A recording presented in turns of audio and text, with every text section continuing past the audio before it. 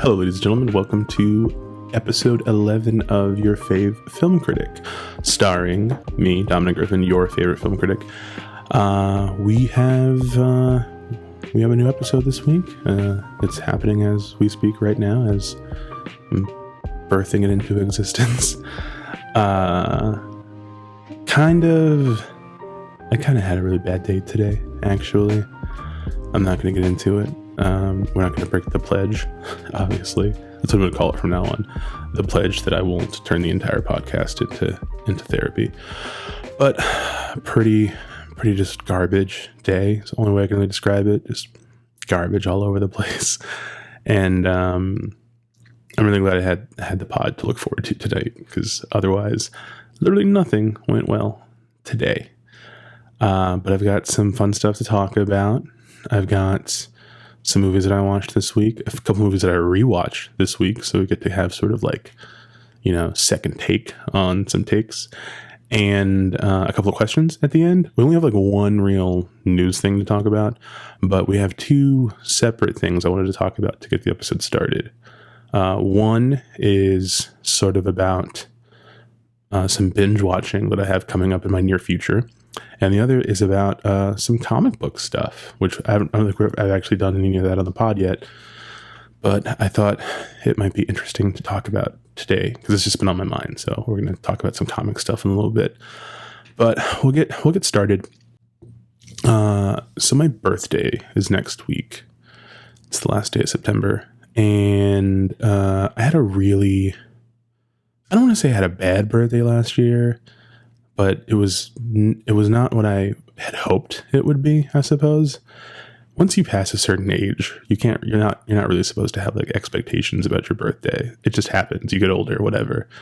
Maybe you guys go to like a hibachi grill or something, but it's not, it's whatever. Last year for my birthday, I went to the movies and I watched Pearl, one of my favorite movies of the last like 10 years. And I watched, what was it? It was another horror movie, Smile, with Kevin Bacon's daughter. I was not as crazy about Smile, but I loved Pearl. I was crazy about Pearl. Fantastic movie. But that's what I did on my birthday. I just like went to the movies and just watched movies by myself for hours. And I don't know, it's kind of a bummer. I had some other stuff going on at the time. It was lame. So this whole month has been kind of crummy, and I was realizing like, oh fuck, my birthday's coming around again. I don't want it to be like shitty again. I don't have any real plans either, though. Like as I get older, I'm really bad at like putting stuff together. And I also don't like putting that onto my friends to be like, hey, do nice stuff for me, please. It just feels weird, even though I have very good friends. They care about me. But I haven't planned anything really. We'll do something. I don't know. But I had the idea a couple of weeks ago. I was like, you know what? I like watching movies on my birthday. I'm not against it.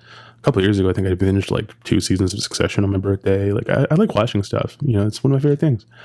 And I thought about a couple of days leading up to my birthday this upcoming week, I'm going to do a movie marathon of like childhood favorite comfort movies. I think I actually mentioned this in the pod a few episodes ago, but I'm really going to do it.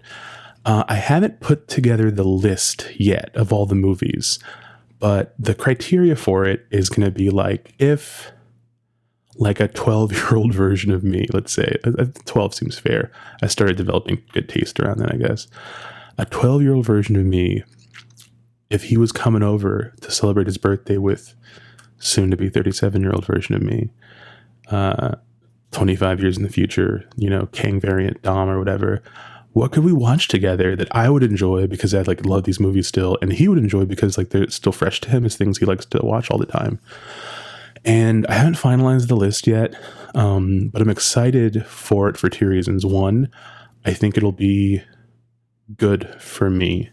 I think it'll be a nice thing to do to like reconnect with my inner child and like through media, like, through the consumption of media, right? Because it's like the one thing it's been a constant in my life always is like reading and watching things.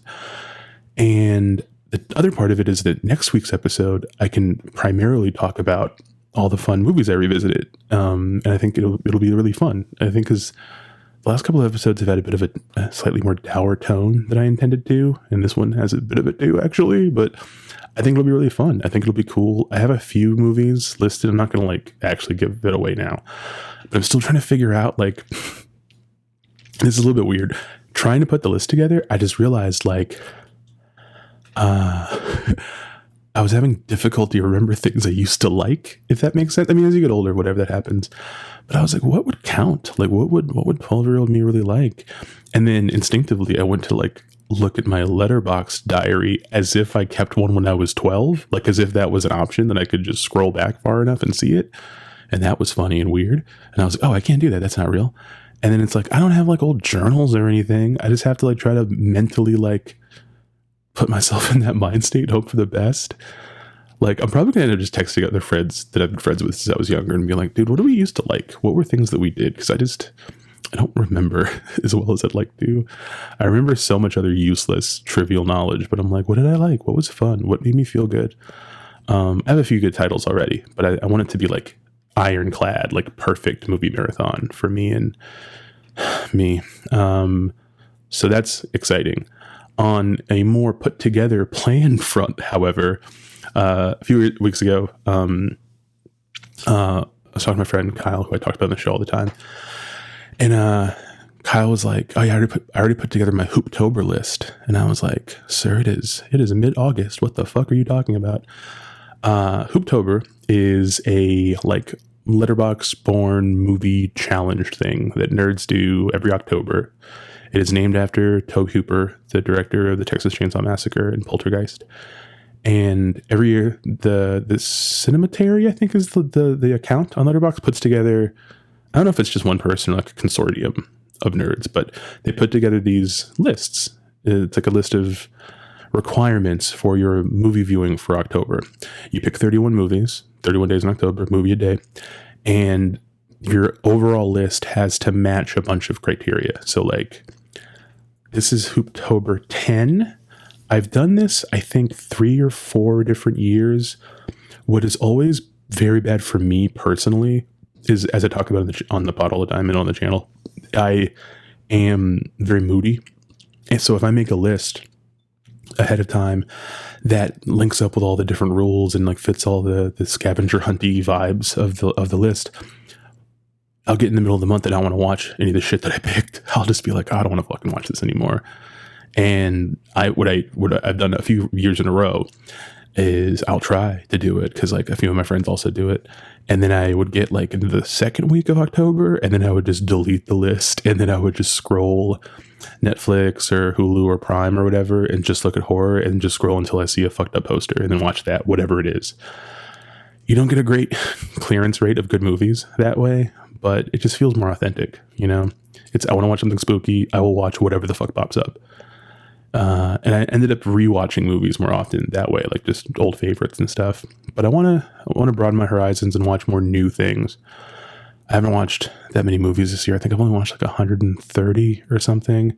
Maybe for some people that are listening to this, that's a huge number. But like for like my kind, for my ilk, that's kind of like a pathetic number. I'm not proud of it. So I want to watch more new watches this year, like stuff I have not ever seen. And I have successfully done the Hooptober list a few times in the last few years. I did it successfully in 2020. I actually doubled it. I think I watched like 67 movies or something. It was 2020. It doesn't really count. 2021, I don't think I pulled it off, but I think I did in 2022. I think. I'll go back and look on Letterboxd. I don't remember. But they released this year's list rules a couple weeks early, I believe. So like Kyle had already put his together and I was like, you're just a madman. But I went the other day and I was like, let me look at the rules. I wonder how hard it is this year. And I put the whole thing together in like an hour. And I'm really happy with the list I came up with. Again, I don't know how I'll feel 2 weeks in October. I might decide I don't want to watch any of this stuff. But putting it together, I was able to actually thread all of the rules with only like 20 movies. So then I had 11 that were just kind of like a free-for-all. And then I forgot that I missed one specific rule. So I added one more movie to it. But it's like, so my list is like 32 movies. It's really 31. I added Exorcist Believer, like the new Exorcist movie, because I'm pretty sure I'm going to see it in October. But otherwise I would not have like added that to the list, but so I guess it is really 31 movies. I've already published it on Letterboxd. I haven't added any notes or anything like that, but I was trying to share it with my friends, and I was like, oh, you can't share like a private list. It doesn't like work properly. So it's just public, but it's not final. I'll probably make minor adjustments, but that's going to be exciting because then throughout the month of October, every episode, I'll probably have several movies to talk about. I'm actually taking a little bit of time off from work right after my birthday. And this isn't on purpose, but I did it and I didn't really have any actual plans. I was going to like sleep in or whatever for like a week. Then I was like, it's the fucking first week of October. I can watch like half of my movies in a week. And then I could take my time the rest of the month, because that's the thing. Even when you get excited, you'll start the October off with like 2 to 3 movies a day, maybe, if you're like really dedicated. And then you hit like October 10th and you fall behind and you'll all catch up next day and you don't. So the key, really, if you're like a grown adult with a job and bad time management skills, is to just like sprint at the beginning of it. So I'm going to be doing that. I have like 31 movies to watch. I'm not starting before October 1st either, which I think is allowable in the rules. I think that's what Kyle did, which is fair. I'm not going to judge him for it. He's a beast. But for me, I think I'm just going to be as authentic as possible and wait until October 1st and then just plow through for the whole month. It's all movies I've never seen before, which is very exciting. It's a handful of like classics that people are going to look at and go, "You've never seen this?" And I'm going to go, "Yeah, I never saw that." And then a few things that I absolutely do not want to watch, but there's a couple of the rules necessitate bad movies, and probably not fun bad movies. So, I think last year I had a handful of movies that were genuinely unwatchable, but for the most part, it was pretty good. So there's a handful of movies on this list that I'm looking forward to seeing because I've never seen them, and it gives me a good excuse. And there's some stuff I picked based on poster vibes. We'll talk about that more later, but poster vibes are very key to putting together a good watch list. And yeah, I'm stoked. It's like the one thing I'm actually really excited about right now, which again sounds kind of like lame or whatever, but I think it's going to be fun. I love movies, and for whatever reason, I've conditioned myself to like horror movies more in October. I'm not a big horror guy. Some people are very obsessive about horror, and I have a lot of friends who are very obsessive about horror, and they're all smarter, more watched, more well-read on the genre than I am. And that always inspires me around this time of year. But I've kind of conditioned myself the last 4 or 5 years to be like, all right, it's spooky time. It's time to be fucking spooky. We're watching as much spooky shit as humanly possible. And I barely watch anything that's not horror in October. Like, if there's stuff I have to review or whatever, like there'll probably be some things I have to review in October that I'll watch that don't count. But everything else, we're going to try to be all spooky all the fucking time. Because why not? We love it. It's that time of year. If I could dress up like a Charlie Brown ghost every day, I would. I'm stoked. I'm very stoked for it. I'm very, very much looking forward to it. So yeah, that's what's coming up for me. It's coming down the pike. I want to get one little news item out of the way. It's not even really a news item, but the AMPT and the WGA have met for negotiations a couple of days in a row, which is the first time I think it's happened during the entire strike. And the word is from a couple of big outlets like Deadline and stuff is that they think that an agreement might be reached. I think the time frame was any day now. Like, could be in the next few hours, could be tomorrow, who knows? My assumption, if these talks are going as well as we all want to believe they are, which, who knows, is that this could be wrapped up by the end of the month. And that's the WGA strike. I don't know what that means for SAG-AFTRA. I don't know if the way I kind of see it mentally is like, if they got together with the writers and worked it out, if they agreed to give the writers what they want, and the writers are like the least fucking valued, not the least, but some of the least valued people in Hollywood to rich people and like the studio heads and stuff, then I feel like maybe it wouldn't be that hard to wrap things up with SAG either. I think maybe these dunderheads are finally figuring out that the entire business isn't functioning, and they're losing so much money by not having new product, by having productions be stalled, by all sorts of shit, that maybe they finally are getting their act together to do what's right, give these people the fucking money they deserve. Make fair agreements about royalties and the likeness rights and all these very, very key things. Make it so that artists can have livable wages and can be taken care of and can have healthcare. These very just vital things that are important. And I know some people are probably in that mind state of like, I'm tired of hearing about the strike. I just want my shows back or whatever nonsense. But I hope people, I actually assume anyone that listens to this is probably on the same page. I don't know how else you'd put up with me if you weren't. That, if you really like movies and art and all these things, if you really like these things, you should want the people that bring them into your life to prosper in some way. You should not necessarily, they have to be rich or whatever. They have to be on MTV Cribs or something, but like you want the people that tell the stories that nourish your soul. You want them to have a good life, to have just livable conditions. You know what I mean? I don't mean like a good life, like they're all going to be bawling or whatever, but I think it's important to take care of those people, do the right thing, especially considering that the rest of the money all goes to fucking stockholders in rich suits, So I hope, I don't want to say I hope the strike is over fast, because I don't want it to be over fast if it's not over justly. I want it to be over soon, but I want it to be a happy ending. I want it to be that they, like a real victory. I don't want it to be that everybody got ground down and gave in to some half measures. I really hope they got everything they want and everything they deserve. That's what I truly hope. That's what I want. If it was up to me, like if I was the guy who was going in to negotiate this strike, it's just like, Dom's here. He's like, what? He's gonna punch Zaslav in the throat. And we're gonna figure this out. But yeah, that was the only news thing, is that, hey guys, I think the strike might almost be over. It could be. It could, by the time I fucking upload this tomorrow, maybe. Probably not, but maybe. It's that maybe, right? So, one other thing that's not sort of like part of our standard format here is I read some comics this week. Let me rephrase that. I read 3 comics this week. It wasn't a lot. I didn't want to make it seem like I read a lot.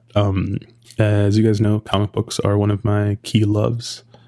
My first love, really. I think I fell in love with comic books before I did movies or pro wrestling, but I love comics. And the thing about comics for me is I generally, as a person, go through periods where I don't fuck with something I really like. Like I just get burnt out on it. And like comics are very easy to get burnt out on if you read a lot of them, especially if you read a lot of current comics. If you like follow a lot of monthly titles. And I'm someone that follows like a ton of stuff. When I am reading, I get very voracious. But I don't think I've read a new comic in like 2 years. I think roughly 2 years maybe. I was really into, the last comic book thing that really, really gripped me was I was very, very strongly into Jonathan Hickman's work on the X-Men books. Powers of 10, House of X, the whole Krakoa saga of X-Men stuff. I actually made a video about this during the pandemic that is on the channel. If you're, I guess I'll link it in the show notes. But those comics really, really gripped me. And I think I fell off though somewhere around the 10 of Swords arc or whatever, like that really weird like tournament arc. And this happens all the time though. Every couple of years I just take a break from comics, and then inevitably I read something random that makes me excited again. And then I just binge and try to catch up on everything I used to follow. I haven't gotten to that stage yet, but I did feel like I had the Band-Aid being pulled off moment the other day. I saw news. I don't know what convention is going on or whatever. There's like these clusters of times where the big two, DC and Marvel, like announce a bunch of upcoming books. And I saw that Jonathan Hickman, again, one of my faves, is relaunching Ultimate Spider-Man next year. I think with artist Marco Cicchetto. He's a pretty good artist. And here's the thing. I love Hickman. I love pretty much everything he's ever done. I think Spider-Man's the last fucking book I would expect him to work on. So right away, I was like, that's weird, but okay. He typically writes this big kind of ambitious science fiction genre mishmash stuff. he used to be like a graphic designer, so he incorporates a lot of like charts into his comics and stuff, and like back matter and like dossiers and stuff. He really makes, when you pick up a Jonathan Hickman comic, it usually feels like a substantial investment, both mental and like time, but also like it feels worth what you're paying for it, you know? So I was like, that's cool. And the reason he's doing this is Marvel is relaunching the Ultimate Universe. And if you are not familiar with what that is, around the year 2000, 2001, you know, Marvel's continuity is very different than DC's in the sense that DC Comics continuity every like 10 years, but really more like every few years, they just blow up everything and then kind of start fresh. Or like they have these big crisis events where time travel and multiversal shit goes down. And then whenever the dust settles, there's a new status quo. And it's how they iron out the wrinkles of monthly superhero comics get very complicated. They have long histories. You have different creators telling stories of the same characters at the same time, in the same year. So every few years you have to go in and do like cleaning. You have to organize this universe to make it make sense again. And make it easier to appeal to new readers, because like comics are always chasing this sort of metaphorical new reader, much the same way like pro wrestling is always kind of chasing sort of the elusive, you know, like casual new viewer who isn't obsessed with this shit. Because both wrestling and comics have these stagnated audiences where it's people who grew up on it, something that like largely appeals to kids and families. But now they're like in their 40s and they want it to be like their way, like the diehard nerd way. And you kind of need to appeal to more than just that audience. Otherwise you can't grow. Otherwise, it's why both industries have like these periods of stagnation. But anyway, comics, 2000, Marvel does not function that way and basically never has. Marvel's continuity started out easier because it was like primarily Stan and a handful of artists all working on everything. So as things got more muddled and weird, they just worked around it. So like if you really liked Marvel comics, specifically like if you like the X-Men or anything, or Spider-Man, let's say, like some of the big characters, there'd just be so much weird contradictory continuity and history and stuff, and you just had to know all of it. Or you just accepted that you didn't know all of it and hoped that the stories made sense anyway, you know? But around 2000, 2001, they had this initiative to create a new universe that would essentially start the Marvel universe from scratch if it began today and not in the 60s. So you had primarily two big books that launched this. You had Brian Michael Bendis and Mark Bagley's Ultimate Spider-Man, which is like the flagship book. And it was Spider-Man, like Lee and Ditko Spider-Man, but in the year 2001, and all the things that make that different. There's the internet now. There's all these different things. And that book is largely great. They ran that creative team for like 100 and something issues. And then they killed Peter in this universe. And that's where Miles Morales came from. Everyone knows him now from the Spider-Verse films. But he was birthed from this universe. And then he got shunted into the main Marvel continuity during an event called Secret Wars. Which is something that probably is going to happen in the MCU sometime soon. But anyway, the other book was an X-Men book that Mark Miller and Adam and Andy Kubert, I think, worked on, both the Kubert brothers. And that book was like less good, but it was more daring. Like they took more risks. Very few of them paid off. But that was the whole thing. Like ultimately, the biggest book that came out of that at the time was The Ultimates, which was like their version of the Avengers. And those books are extremely, extremely influential on the MCU and like the look of it, the feel of it, all that stuff. So that was 20 something years ago. I was reading those Ultimate books when I was in high school, and I'm pushing 40. So Marvel they ultimately ended up doing away with the Ultimate Universe. Like they merged it with the main continuity, and some characters came over and some didn't. But Hickman is bringing it back, and there's this miniseries that's leading up to the relaunch of the Ultimate thing called Ultimate Invasion. And they brought back Brian Hitch to draw it all. Brian Hitch was the artist on the Ultimates. You know, has like a very photorealistic style, sort of. I used to like Hitch's art a lot more than I like it now. It's like he's better hitting deadlines, but the art kind of suffers a little bit. I don't know, whatever. But it's basically, I was thinking about this. Here's what I was thinking about, okay? Is they're relaunching the Ultimate thing, right? And ideally, this could be a new line of books that if you're new to Marvel, you could just pick up Ultimate Spider-Man #1, and that can become your Spider-Man, whoever it is, whatever they're doing with it. And then you can follow without having to worry about anything that came before it. And that is an exciting concept. I remember how much I liked reading the Ultimate books when they first started because it did feel novel. It felt fresh. Obviously, the longer that went on, the more you were just kind of waiting for certain things to be reintroduced. Like, when are we going to get Venom? When are we going to get this? And that eventually kind of wears thin because, some of the new concepts don't work as well as some do or whatever. But it's been a long time since they've had something like that. I mean, DC tried this in 2011 with the New 52, where they hardcore rebooted the DC universe and started fresh, but not in a separate universe, in the main books. And it was very controversial. Some of it worked, some of it didn't. But it's been a minute since anyone's tried that. Because even when Marvel nuked their continuity with Secret Wars, it didn't feel that different. All the new books were like, okay, this makes sense that this came out of that, But here's the thing. I read the first 3 issues of Ultimate Invasion. I said I read 3 comics this week. I actually read 2. I read Ultimate Invasion #1 last month. Or a month or 2 ago or something. And it's a very weird fucking book. It's like, it requires so much knowledge of the history of the Marvel Universe to kind of make it make sense. It's intriguing. It's maybe some of Hickman's most decompressed writing. He tends to write very dense, idea-heavy books. And this book is very, very decompressed. Like, it's only 4 issues. And after issue 3, I was like, what the fuck are they going to do with the last 20 pages to make this work? But okay. But it's fun. And it's wild. In the original Ultimate Universe, the Fantastic Four was like slightly different, and the Reed of that universe ended up becoming like a villain. And when Hickman actually was one of the later writers to contribute to the Ultimate Universe before it got nuked, he kind of reinvented Reed as this character called the Maker, and it was just Reed, but evil. And he had scars, and he had like a big helmet. He essentially turned into like that universe's Doctor Doom, basically.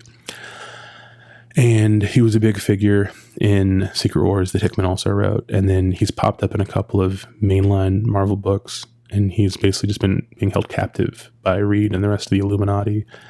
So in Ultimate Invasion, he breaks out, and he shunts off to a new universe that's like very similar to the Ultimate Universe, but he decides to reshape it in his own image. Like, the first thing you see him do at the end of the first issue is stop Peter from getting bitten by the spider. And then he just goes from there. He just like basically creates a universe that he shaped in his own image, like he's God.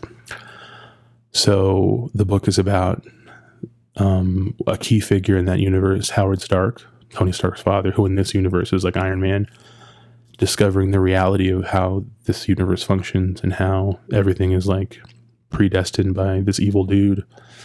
And then at the same time, people from the future are just like sending Avengers clone suicide bombers into the past to try to stop him. It's very ridiculous. It's like all sorts of all over the place, but it's very fun and intriguing to me. But the weird, not new reader-friendly stuff that is popping off in this book is nothing compared to me. There is something so alluring to me about the idea of a reboot. Not just in fiction or media, but just in general. The idea that like you can have years of knotty, thorny history and difficult things that have happened to you, that have shaped you and are hard to reckon with or hard to reconcile. And the idea that in a comic book, when things get too far off the rails, an editor will step in and go, we're going to fucking just nuke this shit and start fresh. And I often wonder what that would be like for real life. I know it's a stupid, no, I don't want to say it's stupid. I know it's a weird concept to just keep like to talk about this way, but I've been thinking about it a lot. Like thinking about, first I started thinking conceptually, what type of stuff can they do with Spider-Man now that they're starting fresh, and the nature of the mythology of Spider-Man has shifted over the years, yada, yada. But then I was like, I don't actually care. I mean, I'm excited to see what they do, but I don't care what it ends up being as long as it's a good book. But I realized the thing that made me think about this so hard was I couldn't stop thinking about that idea of the retcon, of the reboot, and how you can't really start fresh. It's gonna be a very weird thing to compare it to this, but I don't really listen to like Kanye West anymore. I still listen to some of his old stuff, whatever, but like he's like essentially dead to me. And for a great deal of my early 20s, he was like my favorite artist in like the world. And it kind of sucked to have to like realize this dude fucking sucks, and like it's not just gonna like unsuck anytime soon, right? But the last time I listened to anything he did really was when Donda came out a couple years ago. And like I don't really like very much of Donda. I was just like, this isn't for me anymore. But there's one song on the album called New Again, and I still really liked it quite a bit in spite of myself. And I just love this concept of just like starting fresh, just like not reinvention necessarily, because reinvention is actually harder, but the idea of just like wiping the slate clean and just getting a new start, very, very alluring to me. And I don't know what that would be like in real life. Like if that actually happened to you, like if the powers that be were just like, all right, we're rebooting this motherfucker. And you just wake up in a new version of your life, and like whoever is watching you sees the connections and the rhyming with your old life, what things are unavoidable and are maybe destined to happen and what things aren't, Something I've been thinking about a lot because of comic books, because I'm very weird. But yeah, I don't know. I want like an ultimate comics version of my life, I guess. I'm curious to see what Brian Bendis would come up with to make things better, to get the kids hooked again, to maybe cast me in a new light. It's such a strange thing to ponder, but ponder it I have been doing. So, but we're a few months away from Ultimate Spider-Man relaunching, and I'm very curious to see what Hickman does with the book. I hope it's going to be good. It seems like it could be really fun. And, Peter is supposed to... I don't even know if it's going to be Peter. I don't know if it's going to be Miles. I don't know if it's going to be a new Spider-Man. Who knows? But, Spider-Man has always been a really great entry-level character, sort of a, like, this could be you. Just a regular person. He's broke. He just wants to take care of his aunt. He has lady troubles. He's a twerp, Like, he's relatable, I think, to some of us. A lot of us. So, yeah. I'm excited for that. And I feel like by the time it comes out, I might be back in the comics game. I have a bunch of friends who are always texting me recommendations. Like, have you been reading this? Have you read this? It looks so good. And I'm like, eventually. But it feels like eventually is finally coming up, so soon. But that's what I read this week. Now we're going to talk about what I watched. So first, I think this is like Friday or Saturday night. I'm not sure. But like maybe the day after I recorded last week's episode, I watched the Kurt Angle documentary on Peacock. WWE has a lot of documentary content on Peacock now because the entire WWE network is under the Peacock umbrella and essentially propping up that entire platform. But Kurt Angle, as some of you guys are not aware, is a former Olympic gold medalist who became a professional wrestler in like the year 99, 2000-ish, 2001. And led a very illustrious career, and he was in WWE for some years, and then around 2006-ish, I want to say, he moved to TNA Impact, like the sort of this like lesser beat company, and for those years, people jokingly called him Perk Angle, as in Percocet, because he had a very debilitating painkiller addiction, and he looked gaunt, and he took way more reckless risks in the ring, and the matches and the promos and everything from the Perk Angle era were constant meme fodder for the wrestling internet because it was just a crazy time. And eventually he got clean, and then he came back to the WWE and he went into the Hall of Fame, and he retired. And now that's what he's doing now. He was on Joe Rogan a few days ago promoting the documentary.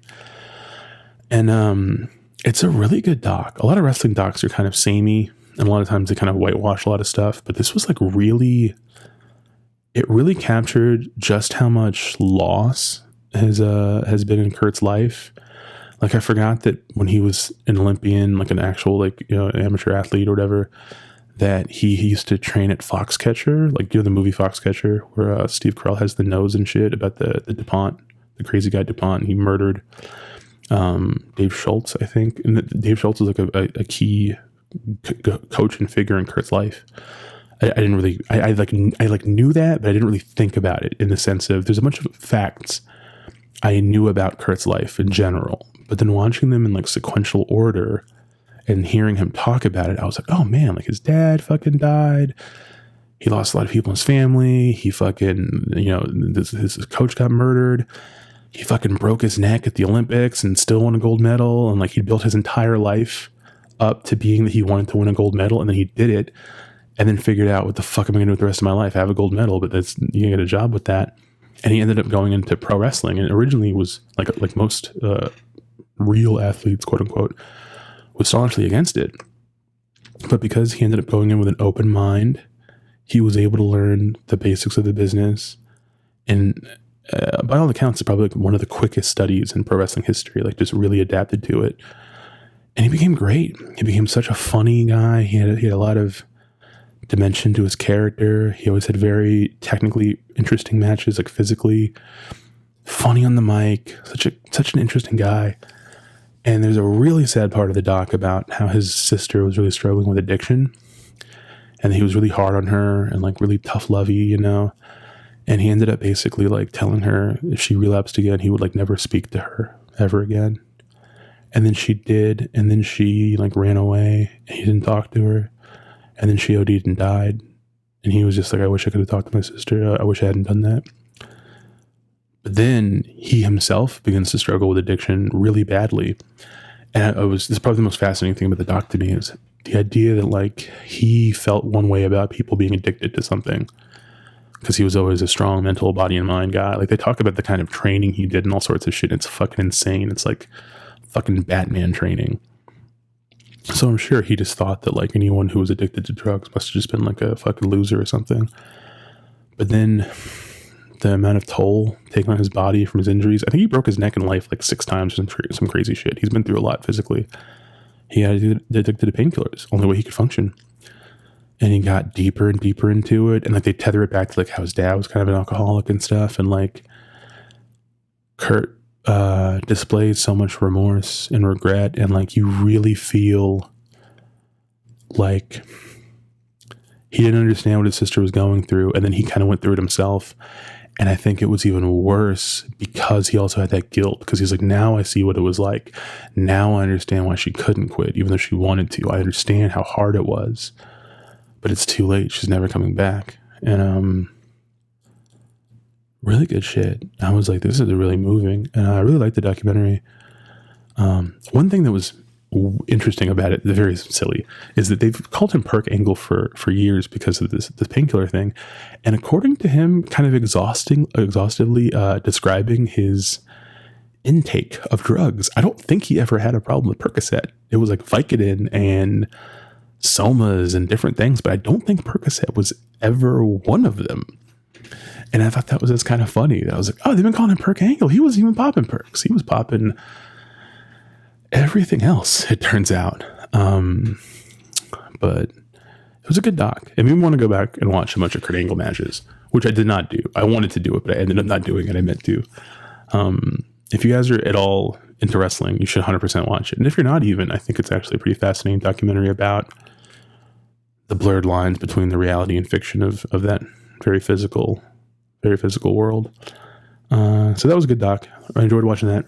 I rewatched Barbie and Across the Spider-Verse. Last episode, I talked about rewatching Mutant Mayhem, and I said I think it's better than Spider-Verse. And now that I rewatched Spider-Verse, I stand by it, actually. This is my second time watching Spider-Verse, and watching it at home, we're not in a movie theater, it felt like 4 times as long. I was like, oh my God. The opening stuff with Gwen, it felt like a fucking eternity. And even though I still like the movie very much, I think it's very impressive, very ambitious, very beautiful. This whole time, for everything I really liked about it, I was still like, yeah, this doesn't need to be this fucking long. Especially if you're going to end on a deeply unsatisfying cliffhanger. and it just made me think about Mission Impossible Dead Reckoning Part 1. Like, that's a movie that is very long and very convoluted in a lot of ways, but it ends in a way that felt good. We know there's a whole nother movie to come, but like I felt good leaving it. I was like, this was good. The second time I watched Spider-Verse, I was like, I can't fucking believe this is where they're going to end shit. That other movie's not even done. Who knows when it's going to come out at this point, So I don't want to say the movie got lower in my eyes, but I felt when I first watched it, and I really complained about the cliffhanger and a lot of stuff. Almost everyone in my life, after they watched my video, was just like, I think you're a little too harsh. I thought the movie was great. So I've been experiencing some like guilt sort of like, was I wrong? Was I too harsh in this movie? And I watched it again. I was like, no, I fucking stand by everything I said. And some of the things I said were probably too tame. Like, again, still a very good movie. I'm not going to take that away from it. Very, very good movie. But let's just be fucking real. It's not, maybe once it's all said and done, I'll feel differently. But for now, Mutant Mayhem all the way. I know, don't pit two bad bitches against each other or whatever, but I'm siding with Mutant Mayhem on this. And then rewatching Barbie, slightly different experience. Like, I still love Barbie. I think it's a great movie. But I watched Oppenheimer twice. And the second time I watched Oppenheimer, I liked it even more. Ooh, I'll get better at this. I liked it even more. I was really, really into it. And I felt like it was the first Nolan movie in a while that I watched. Well, I felt this way about Tenet very clearly, but I think up to like every Nolan movie up to Inception, anytime I rewatched it would get better and better. That's how I felt about his films. And then I saw Inception, and every time I rewatched, I liked it less. I was like, oh, this is weird. And I felt that way about all of his movies after that, except Tenet. This was the first one other than Tenet where I was like, this got better, which is good. That's you want that in a movie. And at the time of Barbenheimer, at the beginning of Barbenheimer, the phenomenon, I was pretty adamant to people that everyone who was looking at it as Oppenheimer is the meaty, difficult drama, and then Barbie is the fun confectionery dessert afterwards. I'm like, I think you're wrong.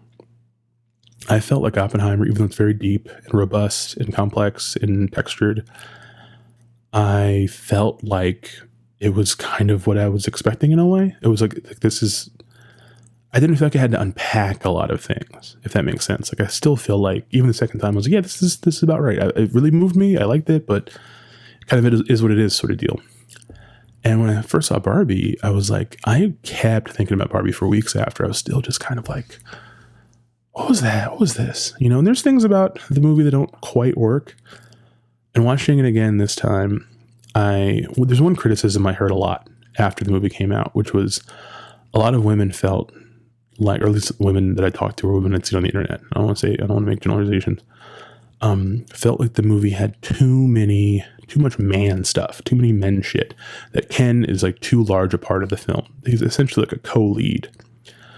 And I realized that I can't really argue against that because I'm a man and I really liked all the Ken stuff and I thought it was really good. And maybe it's not for me to say that it's allowed to be there or whatever, like I could understand why people might have felt like, man, we finally get this woman movie and we still got to concede a bunch of it to fucking Ken, So I was like, I kind of get where they're coming from. I feel that, right? But on the flip side, on the second viewing, I laughed a lot less. I was moved a lot less by some of the like quirkier, like funny elements or whatever. But every moment in the movie that made me cry the first time still made me cry. So like when Barbie compliments the older woman, the film's costume designer, at the bus, I teared up there. The whole sequence at the end with the montage and stuff is very hard not to cry during. There's a lot of little moments that really, really got me very emotional. But the thing I was so obsessed with this time around is like Ryan Gosling it's been like a joke for years how many sort of like Sigma grind set, cinematic universe type guys like obsess over him and relate to him because he always plays these like kind of quiet, insular men, like a lot of the guys, like I don't want to say like incels, but there's like a type of man on the internet who like really relates to Ryan Gosling in all of those particular roles, right? But there's like two types of great Ryan Gosling roles. There's like Dad, where Ryan Gosling barely speaks, has like a steely gaze glare type of thing, and he, as an actor, is very good at expressing interiority through like imperceptible, like little face stuff. He just you can look into him and see there's a lot of shit going on in there. I remember specifically when he got cast, someone was like, he can't be Ken, he can't be a himbo. There's too much behind his eyes. And I was like, but that's the fucking secret. That's why it's so good. Because Ryan Gosling also is a very natural comedic actor. He's so funny every time he plays a comedic role. And he fucking grew up in the Mickey Mouse Club singing and dancing and shit. So like he's uniquely suited to play this part. He has all of the tools to make Ken a cartoon, sort of like a laughingstock person, like the butt of a lot of jokes, but then also really compelling and like quietly, you just get drawn into his thing. There's so many little moments in the movie on second watch where like he has a really funny thing he does physically and loudly in scenes with Barbie, and then they're almost always followed up by these little quiet moments where like only we are seeing this, no one else is looking at Ken enough to see this, and you see him like wince, or like you see how much he hurts like not being seen by her, being understood and stuff. And it's so good. It's such insanely good work. I don't want to take away anything from Margot Robbie. She's really good in the movie too. She's exceptional.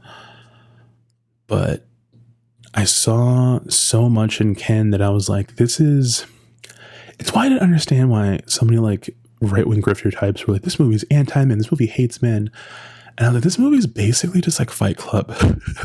Like Barbie is like so much like Fight Club. You know what I mean? There's so many moments that are just like, she's just saying the Tyler Durden speech, but in a sweeter way, you know?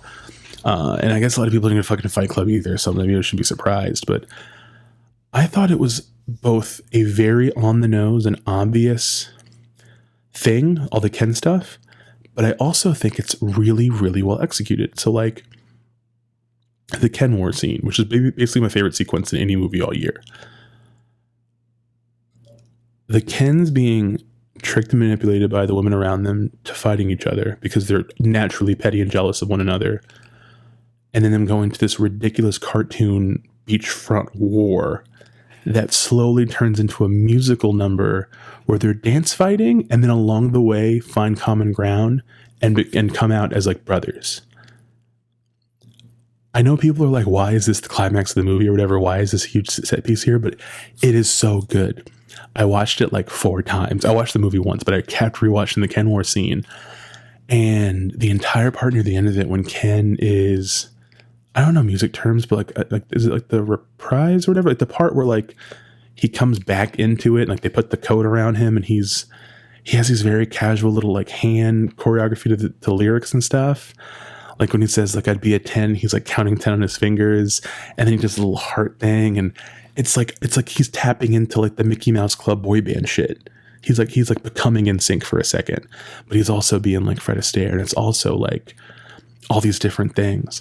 And it's my favorite thing. I was obsessed. I was like, this is so, because this is something I think about all the time. I think about, you know, how so many young men in this country, in this society, like need feminism, but like don't know it because like it's never presented to them the right way. And again, I want to be clear that I'm not saying that this is like on women to do necessarily. In a perfect world, there would be more men doing this for each other. And myself and a lot of the men in my life, I feel like we all try to model this for each other and for other young men we meet and stuff. Like when I meet young men who like very clearly are like outside of the alt-right pipeline, who I can already tell their loneliness and disaffection is about to turn them into misogynistic Nazis.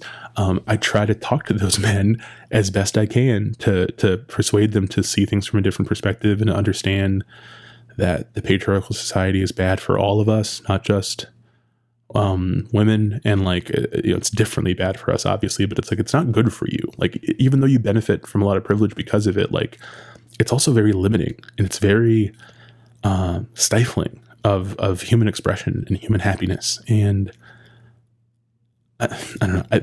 I liked that the Barbie movie dealt with that. I liked that like Ken's arc ends with Barbie having to explain to him that like you can't just focus on trying to get the girl. You need to figure out who the fuck you are. And I don't know. This is like with the second movie in a row where Greta has the ending that the entire ending is just like, we're not fucking having a love story ending. That's not the end of the story. Ken is, I guess, very similar to whatever the fuck Timothée Chalamet's character is, a little bit, I forget his name. A lot of parallels.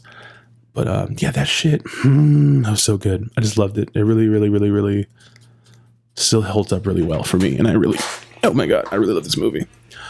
I gotta fucking oil this goddamn chair. Anyway, so yeah, Barbie still holds up. But in some ways I like parts of it less, but I like the Ken stuff so much more. So much more. I was so moved by it. It was just like, God damn. I hope Gosling gets the Oscar. Actually, I don't give a shit if he gets the Oscar or not. Fuck the Oscars. Who cares? I just hope, I don't know. I guess my favorite thing about this is that I constantly see on TikTok like fan cams where people use Kay from Blade Runner 2049 and Ken from Barbie as being like the two dueling sides of, like, there are two wolves inside of you. One of them is a replicant and one of them is Ken. And I don't know why.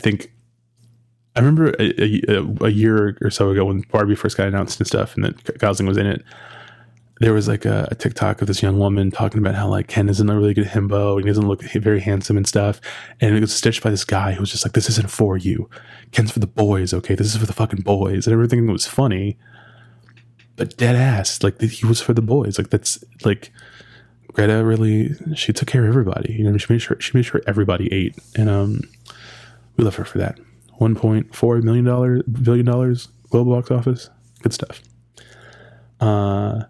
So I watched BS High on HBO Max last week, and I wanted to watch another grifty doc. So thing one was I needed to finish Telemarketers, which was a Max 3-part documentary about telemarketing and how telemarketing had been entwined with essentially scamming people out of money to help police charities, but they were not giving most of the money to the charities. It was just like enriching the people that own the telemarketing firms. And that's kind of what part one is all about. And then part two is about how like the cops are very complicit in it. And then part three kind of catches up with the people involved in trying to make this documentary over the course of like 20 years. It catches up with them in the present day. And the third part, I'd watched the first two already. I finally got around to watching the third part this week. And I thought it was kind of a letdown. It felt very anticlimactic, and it felt like this didn't need to be 3 parts, or this could have been one long movie. I don't know. It was a bit of a letdown, but I think it was a letdown because like ultimately nothing got done about this problem. This is still a thing. These telemarketers, with the tacit collaboration of the police departments all across America, are swindling people for money. Basically, like even the stuff that goes to the charities doesn't go to help slain cops and stuff. And no one does anything to them because, like, it's cops. There's a very specific part where the people behind the doc are interviewing a guy who used to be with the FTC, one of those government agencies, whatever, and he helped kind of prosecute the people that ran the company they worked for years ago. And he talks in the interview this years later about how like he didn't feel bad about putting those people out of work. He means the people he's speaking to. He didn't feel bad about putting those scums out of work at all. You know, whatever. They fucked them. They knew what they were doing. They're hurting people. And they're like, but you know that the police were in on this too, and you guys didn't do anything with the cops. And he goes, yeah, well, that's different. And it was just so funny seeing this guy like quiet part out loud, blatantly being like, you guys are scum. But the cops who are doing the same thing and empowering it, it's different. And he finally ended up having to say like, oh, well, you know, like it's really hard to convict cops about stuff like this. And it's like, well, shouldn't you at least share some disdain for them, you fucking prick? I don't know. Telemarketers is good. It's 3 parts. I love like some of the characters in it, like the actual the telemarketers themselves, the people who are on the phones, who are kind of the main characters of the doc, were like these really good-natured folks, you know, wrong side of the tracks, like bad conditions. And this job was one of the only jobs they could get. And they got very good at it, but they realized what they got very good at was hurting people, you know? And they're trying to kind of expose these companies almost as like a way to redemption. It's really cool stuff. And they're entertaining and they're sweet. And I liked it. It really reminded me, I like anything about a ragtag family born from work. Like if you had like a toxic job where all your coworkers become your family because you're there all the time, and there's the manager who tells you your family and then buys you a pizza instead of giving you a raise is a real awful thing. But there is something to be said about forming those bonds with the people that you work with, like for life, and I think that's what I liked about the movie. I was like, I see some of myself in some of these guys. Telemarketers is good. But then I was like, well, I gotta watch this other movie, Bama Rush. That's another Max original that a few of my friends had watched back in like June. And this movie, oh my God. Bama Rush is like a documentary about Bama Rush, basically like the University of Alabama, the sororities every year have Rush, where people all fight to get into a sorority. And I guess the University of Alabama, the culture around sorority stuff is like very like intricate and like very fervent. And I guess like in 2021 was the first year it happened, like in the age of TikTok. So there's a lot of people making TikTok content about rushing for sororities at University of Alabama. And it became like a viral thing that people were really obsessed with. So this movie is like, they wanted to capture the next year. And like they plotted out meeting a bunch of girls, interviewing them, figuring out how they were going to rush, why they were rushing, yada, yada. But the thing is, the director of the documentary bit off like a little bit more than she could chew. And near the end of it, and you don't really discover this until later in the movie, but near the end of it, she basically lost access to a lot of the people that she was interviewing. Like they all got kind of closed out of this world. So she had to piece together her like epilogues from these people's social media, basically. And it kind of fucked with the flow of the story. So what happens is there's like two major like twist moments in the documentary, and one is very disingenuous and then one is just poorly executed. Okay, the poorly executed part is that they kind of end up building up to the fact that the sororities at University of Alabama are all, and the fraternities are all connected to this like ancient like skull and crossbones secret society called the Machine, and that they've like rigged every student election at the school for years, and they like control everything. So this really kind of scary Illuminati thing. But the way they set it up is the way they reveal it is so matter of fact and weird that like I kept thinking the whole thing was a bit, and I'll explain why I thought it was a bit with the other part in a second here.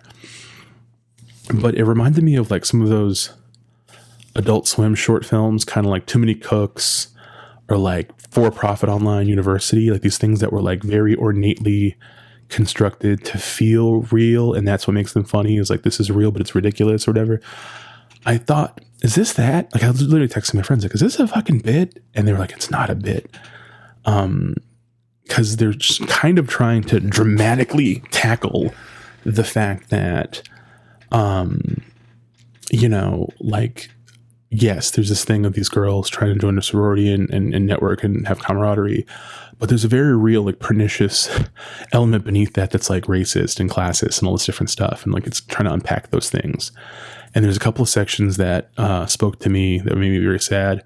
That was about a couple of white mom biracials, and these like young black girls who, were raised by white women, and they want to rush sororities, but they have no interest in any of the actual like, like the black sororities, like the historically black college sororities and stuff. And it was just kind of heartbreaking listening to them talk about things that were bad about being the only black woman in the situation with all these white people. But then the documentary is like, what about, they have all black women ones, you don't want to try one of those? And they're like, no, I don't think I'd fit in. And like, they just get in that fucking tragic mulatto shit. And being a biracial person, it was just like, I don't know, it was like bumming me out. Because like I've met people like this my whole life, where it's like some people I meet that are biracial, they're just like totally fucking normal. They're just like, my dad's black, my mom's white, my mom's black, my dad's white, whatever. I'm a person. They don't like get too hung up on stuff. Or you could turn out like these girls, or Logic, or like Doja Cat or whatever, and be very weird about it and have all this kind of weird racial trauma from like the way you were raised. And it was kind of heartbreaking to me. But the big thing that made me think it was a fucking goddamn joke is early on in the middle of it, one of the girls is being interviewed by the director, and they're asking her about the the fact that she's bald, and they reveal that the director is bald. She's like alopecia or whatever, like she's been bald for like years, and she just decided to stop wearing wigs and be her authentic self. And she was comparing what these women have to go through to hide themselves to what she had to do. And I remember being like, well, this comes out of fucking nowhere. And then throughout the documentary, it pops up 2 or 3 more times. And every time it happened, I was like, this feels so weird. That she's just casually being like, yeah, me being bald is just like systemic oppression. It's just like racism. And you're like, it's like, what? How did this even become?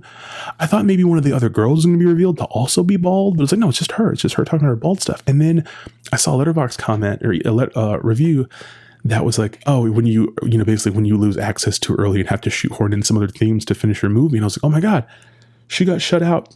She got shut out from all this stuff, and she had to make up for it with something. And it's like the documentary editing version of writing an essay and then making it double spaced and increasing the font. It just feels so fake and disingenuous and, like, quite frankly, just laughable. Like, it actually takes away from the parts of the doc that are really good. And some parts of it are, in my opinion, good. But it was just like a fucking joke. There was this one girl in there, though, who was like from Illinois or something. And she was like really wanted to rush these sororities. And like she withdrew from the documentary first because like it was going to disqualify her and stuff. Like these people really closed ranks about their traditions. And at the end, she like got in. She got into this sorority she wanted. And we had to find out about that through them cutting to a TikTok. But that was a nice little happy ending. I was like, this is cool. That's neat. But Bama Rush is like a real like deep look into a very specific part of like predominantly white girl culture. And I don't mean that in the way that people like make fun of pumpkin spice lattes because they hate the idea of women enjoying things. I want to be clear about that. But the shit is like insane. It's like when you see those viral videos of all the people like clapping and singing in unison when they open the door for a sorority and you're like, what are they doing? It's like that, but for a whole movie. So it's on Max. I hesitate to say it's worth watching because like I kind of wish I hadn't, but you should. So I have someone else to talk to about it. You should watch it. You should watch Bama Rush. Don't leave me hanging. All right. We have time for a few questions. Okay. Question 1. Tony A asks, what makes a good villain? What are some compelling movie villains that aren't supervillains? Some of my favorite movie villains, a big part of it, I think, is presence, right? It's a huge part of it. So I think of like Tom Cruise as Vincent in Collateral. I think of Philip Seymour Hoffman as Owen Davey in Mission Impossible 3. I guess Javier Bardem as Sugar, Anton Sugar in No Country for Old Men. Mads Mikkelsen as Le Chiffre in Casino Royale. I wrote a couple other ones down because I knew I wasn't going to remember. My actual favorite, I think, is Burt Lancaster as J.J. Hunsaker in Sweet Smell of Success. And he sort of has all the things that to me are good trappings of a good villain, which is like he has really good presence. He in some way is actually like genuinely menacing and actually causes some level of fear. He is both easy to hate, but also understandable. Like he makes sense. He's not just some random, like, I'm kooky and crazy and evil. He's like actually everything about him is like sound. And, you know, it's also how those villains juxtapose or interact with the heroes, you know, and like how their conflict, like what it means for the story and stuff. Like, I think that's very important. I think we live in a post Heath Ledger Joker world where a lot of people take villain roles and just like, I'm going to be weird. I'm just going to be so fucking weird. Maybe a little bit gay, but not really gay, but a little bit maybe. And it's just so like tiresome and repetitive. And I wish more people were better at it, I guess. You know what? I wish more people were like John Travolta as Castor Troy with Agent Sean Archer's face on.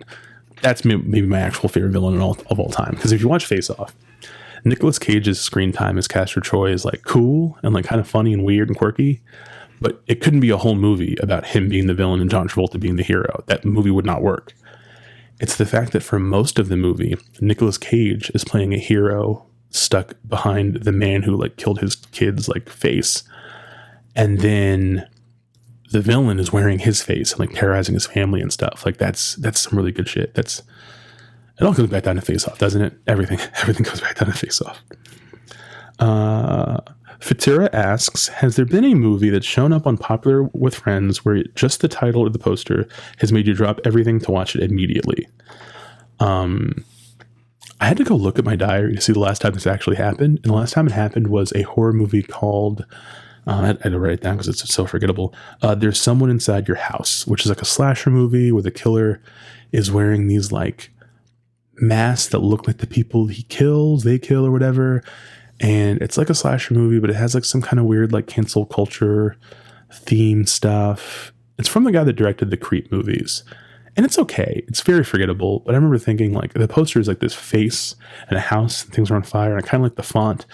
And I was like, that sounds like something I want to watch. And then I watched it and I was like, oh, well, that happened. I was like, I was completely wrong. I chose poster vibes and it was wrong. Futura adds, corollary, I doubt it, but I hope you are absolutely confounded by the movies I log every week, smiley face. Okay, so I just want for everyone to understand this. The last movie that she logged on Letterboxd was A Student Obsession. Okay, this is the log line. High school teacher Stephanie breaks the cardinal rule of not getting romantically involved with one of her students. To make things worse, her handsome teenage lover James starts to demonstrate psychotic, obsessive behavior. When James starts stalking Stephanie and her family, Stephanie is forced to teach James the ultimate dangerous lesson. And the poster vibes, is like a student turning back to the camera with an apple, looking very menacing while the teacher's in the background. This movie has two directors for some reason. And when I clicked on one of them, I saw like 6 other posters look just like it. They've made like 6 movies just like this.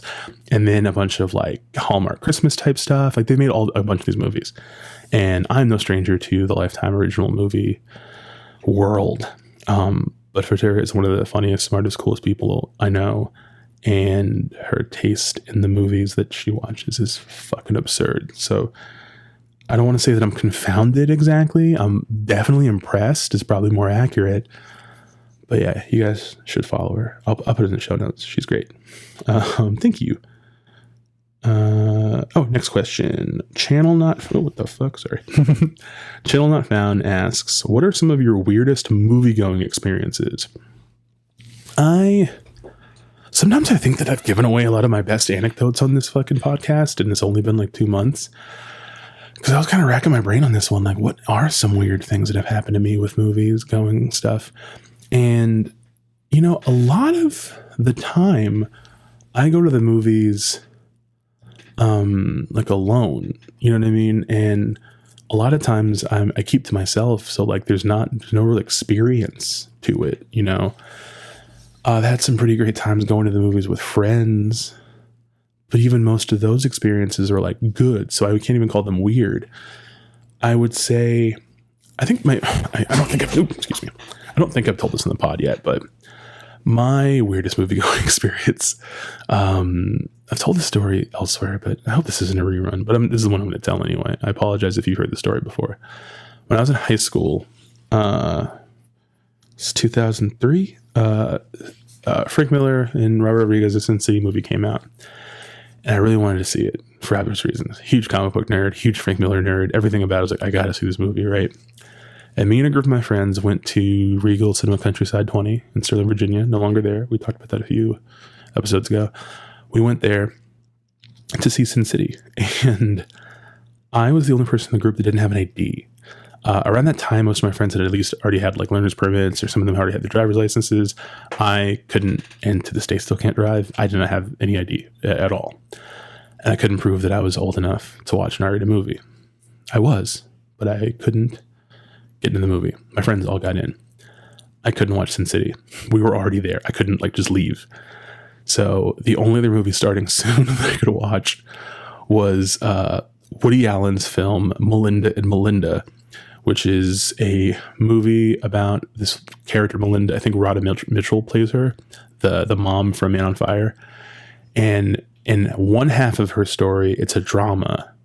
And like Chiwetel Ejiofor is like her love interest, like one of the only prominent black leads in a Woody Allen movie ever. And then in the comedy version, it's like Will Ferrell. And it's like, I think a bunch of friends at dinner are telling her story in different ways or whatever. Woody Allen, what are you going to do? But I watched the movie. I vaguely liked it at the time because I was kind of a fan of his. But afterwards, we linked back up and we all went over to the KFC Taco Bell. I think it was also a pizza. I guess it might have been a combination pizza at Taco Bell, that it was like maybe a block away in the same parking lot. And we went over there and everyone was just raving about Sin City and how great it was and how they'd never seen anything like that. And oh my God, it's crazy. Fuckers. And nobody wanted to hear what I thought about the Woody Allen movie. They did not care. But at the next table over to us, there was a coach and his little league team. It was like 10, 12-year-olds, maybe 11-year-olds. And they were all raving about Sin City because their coach got them all in because he's an adult. And then he took them out for fucking Taco Bell. And it was maybe the most angry and like jealous I'd been in my life up to that point. I was like, what the fuck? These children got to watch this movie, but I couldn't. And then a couple of weeks later, I went back with some different friends. And I still didn't have the ID. So we got tickets to something else. And we snuck into Sin City. So I ended up watching Sin City, but I watched like most of it. I just missed like the opening part of That Yellow Bastard, I think. And then the rest of it we still watched. And then I think after that, we snuck into another movie. And I think this is true. This might be my memory mixing two stories together. But I think we stuck into Fast and Furious Tokyo Drift, which upon first watch, I fucking hated. And later I grew to love. But yeah, so I'm not a person who sneaks into movies otherwise. But that particular time I did. Mostly because I was still mad about them fucking me out of Sin City. But yeah, that's maybe one of the weirdest one I can think of for right now. I'll probably tell more in future episodes. I do have a lot of weird stories. And the final question of the episode, my friend Kyle. Hey, Kyle. He's currently double featuring Reign of Fire and Doomsday for Hooptober. I've seen both these movies, but not in a long time. He says, what would your ultimate edited for TV, 8 hours with commercial breaks, hotel core marathon be? Which is such a fucking good, very Kyle question. Okay, so one of the last times I was in a hotel for something, this is like pre-COVID, I got sent, this wasn't when I was in Miami. Was I in Miami? I've traveled a little bit for work, like a little bit here and there. This might have been when I was in No, this wasn't New York. I'm sorry that I'm struggling. In the year 2019, I went to Miami for like 2 weeks for a work thing. And I went to New York for 2 weeks for a work thing. And I'm trying to mentally picture my hotel room to figure out which one this was. I think it was Miami. While I was in Miami. It was Miami. Okay, sorry. It was Miami. My hotel room had a TV that had like the true motion blur thing stuck on, and I couldn't turn it off, and my remote didn't work. So it was on Showtime Beyond, the channel, and I couldn't change it. So on Letterboxd, I have it tagged as Showtime Beyond True Motion Blurathon, but I just watched whatever came on that channel for the 2 weeks I was in Miami. I watched Saw 2, and I just rewatched Saw 2 like 2 months before that or something. I watched Blair Witch 2 Book of Shadows. I watched Knowing with Nicolas Cage. I watched Event Horizon. I rewatched American Satan, which is a movie me, Kyle, and our friend Ian had seen together a few months prior. Or probably more than a few months prior, maybe a year, I don't remember. And I watched some really bad, like, Skinamax level, like, erotic thrillers and stuff. Not even, like, for fun reasons. It's just, again, I couldn't change the station. And they were all smooth and weird and awful. But yeah, no, if I was at my hotel core marathon, it's 2 back-to-back double features of what I figured out. Okay. I wanted to think of movies that I've seen a lot, but movies I've seen a lot in their edited for TV forms, right? So movies I've seen on television multiple times. So the first half of the 4 hours, it's 8 hours. So it's 4 2-hour movies, I think, right? The first movie would be Vegas Vacation, which is like kind of like, I don't want to say it's like the worst National Lampoon's Vacation movie, but it's like the one people maybe like the least. But I've seen it like 30 times, and there's a bunch of stuff in it. Like, I think Ethan Embry is really funny in it as the son. I think Beverly D'Angelo is like really hot, and I think that the movie is just really funny. And I like the Vegas setting. I like all the like casino shit. I used to watch that on TV a lot, I feel like. And then the other one is the movie Overnight Delivery, which I feel like I used to watch on Comedy Central USA a lot as like rerun movies. Reese Witherspoon is friends in some way, shape, or form with Paul Rudd's character. And there's like a girl that is like cheating on him, and the two of them hook up as like a revenge thing. And then like they mail her like pictures of it maybe, or like in like a used condom or something. Very weird premise. But then he finds out, at least he thinks, that she didn't cheat on him. And so they have to overnight make it to her dorm before she gets the mail. And Reese Witherspoon goes with them to help, but along the way they discover they really like each other. It's a very weird comedy, but I watched it so many times. I don't remember the particulars, unfortunately, right now, but Reese and Paul Rudd are both really good in it. And I remember they had such great chemistry, and it was like, you know, teen movies used to be really good, basically is how I felt about this movie. So I would love to make that my second. That would be like the kind of the comedy double feature, right? The other half of it would be another thing that I like watching on television all the time, which is kind of like dark, moody crime shit, but like with a twist. So the two movies I would watch for the second half of this would be Fallen with Denzel Washington, where Denzel Washington has to catch like a killer, but the killer is like a demon that hops from people's bodies. It's a movie that is part of the Rolling Stones' Sympathy for the Devil closing credits song placement cinematic universe. It's a movie that ends with the song, because why wouldn't it? It's a fucked up movie. Denzel's very good in it, but the ending always kind of pisses me off a little bit. But I would watch that. That was a movie I used to watch on TV all the time. And then to follow it up while we're following with the crime movie with a devil side effect, we got to watch End of Days, which is my favorite Arnold Schwarzenegger performance. Gabriel Byrne plays Satan in it. It has one of the best nu metal soundtracks of any movie ever. It is so exquisite. There's so many things about this movie I love, and I've seen it on TV a million times. And if I had to end a Hotel Core marathon, that is what I would want to end it on. Like, I might even watch it twice. I fucking love End of Days. It's such a kind of trashy but like cool movie. So yeah. All right. We made it through another episode. So thank you guys. Again, as always, if you are watching this on YouTube, if you liked it, please give it a thumbs up. If you loved it, you should subscribe and hit the little bell icon to get notifications when I put out new videos. If you're just listening to this on any of the many podcast platforms that it is hosted on, subscribe, give me like a review, rate me, share with your friends, tell your friends about me. And yeah, I thank you everyone who listens to this pod and supports it. You guys are great. You're very special to me, all of you. And we'll talk more soon.